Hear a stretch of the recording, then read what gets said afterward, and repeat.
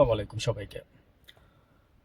বাংলাদেশে যে নির্বাচনটা হয়ে গেল, তো সেটার প্রেক্ষিতে একটু কথা বলি যে দেখেন, মানে যেভাবে আপনারা ক্ষমতায় আসছেন আমরা জানি কিভাবে আসছেন, এবং জামাত আপনাদেরকে বলছে যে আচ্ছা ঠিক আছে ওরা ক্ষমতা নেক বা চালাক বা এরকম এরকম। তো সবকিছু আমরা জানি। দেখেন বাংলাদেশের 68% মানুষে হ্যাঁ বুটে বুট দিচ্ছে না, ধরেন 70%ই ধরলাম, অনেকে 70-এর বেশিও বলে, আমি অ্যাভারেজে 70%ই ধরলাম। তো এই 70% মানুষ কিন্তু বলতে পারেন যে নিরপেক্ষ। তারা কিন্তু দেশের ভালো চায়, তারা দেশে ভালোভাবে বাঁচতে চায়।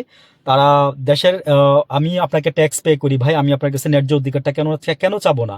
আপনি যদি আমার কাছ থেকে ট্যাক্স নিতে পারেন তাহলে আমি আপনার কাছ থেকে ওইটা কেন নিব না?